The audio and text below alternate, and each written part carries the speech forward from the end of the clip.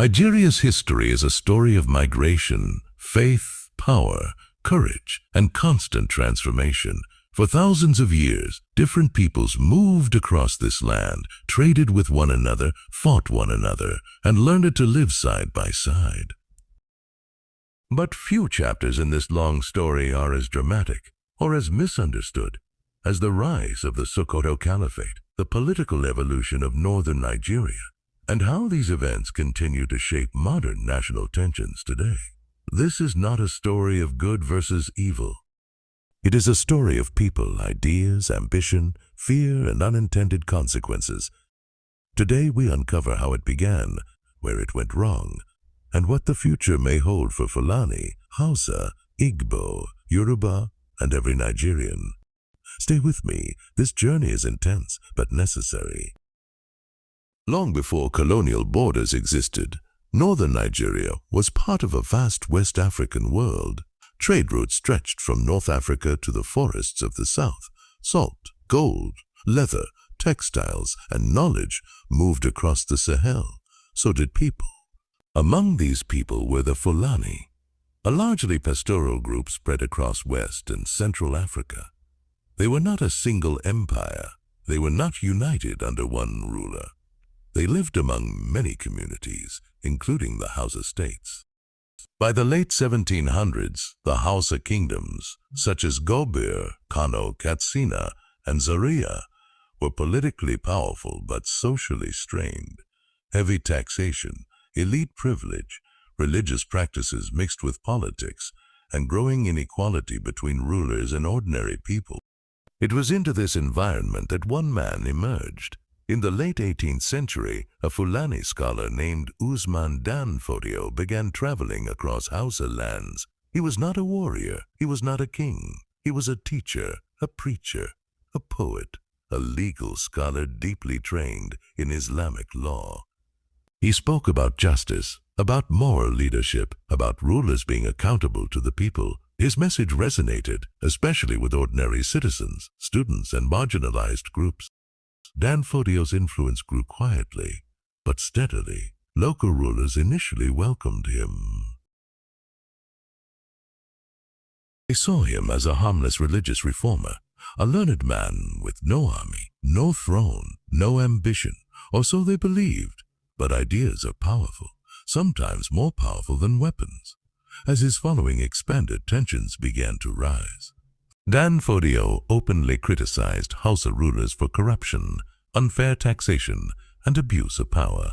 The rulers, in turn, grew suspicious.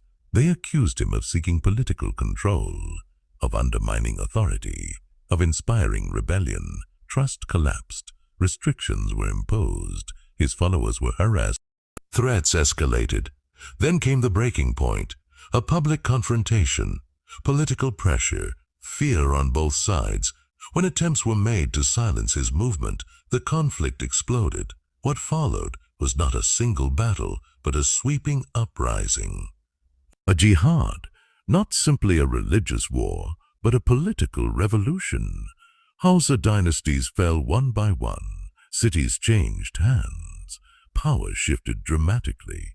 Out of this upheaval emerged the Sokoto Caliphate, one of the largest states in 19th century Africa. It stretched across much of today's northern Nigeria and beyond. At its height, the Caliphate was highly organized. It had administrators, legal courts, tax systems, education networks. For many, it brought stability and reform. For others, it meant displacement, loss of autonomy, and forced integration into a new order. The effects would echo for generations. Then came another force, one far more powerful than any local empire, European colonialism. When the British arrived in the early 20th century, they faced a choice. Destroy the Sokoto Caliphate entirely, or rule through it. They chose the second option, through a system called indirect rule. The British preserved the emirate structure. Fulani emirs remained in charge, but now answered to colonial administrators. This decision reshaped Nigeria's future. Northern Nigeria retained traditional hierarchies. Southern regions experienced more direct Western-style governance, Education systems developed unevenly. Political power became unbalanced. Seeds of future tension were planted quietly but firmly.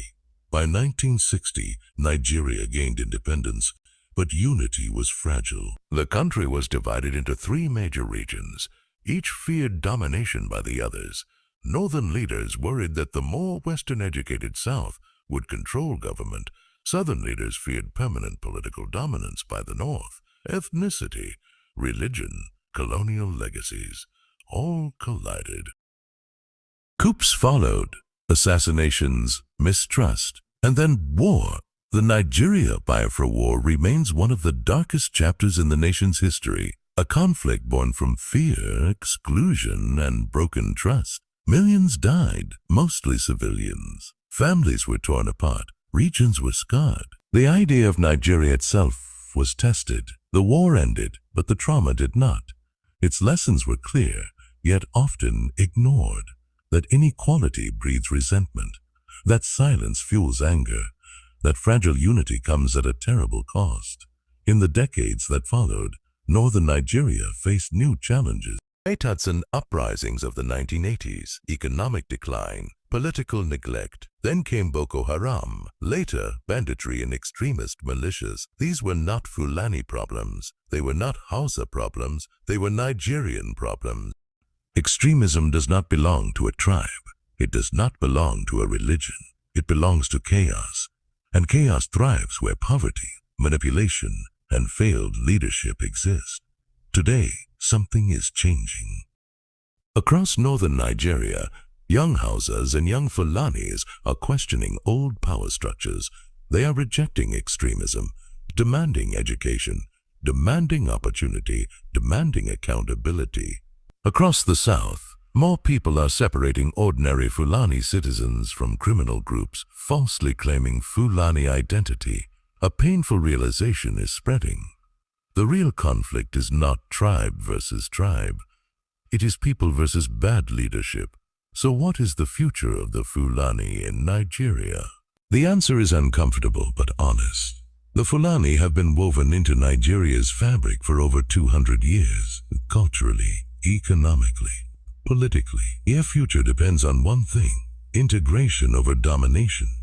If extremist networks are dismantled, if sponsors face justice, if communities reject manipulation, if young Fulani embrace education and national identity, if other ethnic groups choose cooperation over revenge, then the Fulani will not be displaced. They will evolve as equal stakeholders in a stable Nigeria. But if violence continues, if trust collapses, if politics weaponizes identity again, Nigeria risks repeating the tragedies seen in other fractured nations. Nigeria's next chapter depends on choices, not fate. The story of Nigeria is not finished. The divisions are real, but so is the hope. If Nigerians choose unity over fear, justice over corruption, opportunity over manipulation, the future can be brighter than the past. If you want part 2, where we explore modern power struggles, media narratives, and the path to true national healing, like, share, and subscribe. There is much more to uncover. To be continued,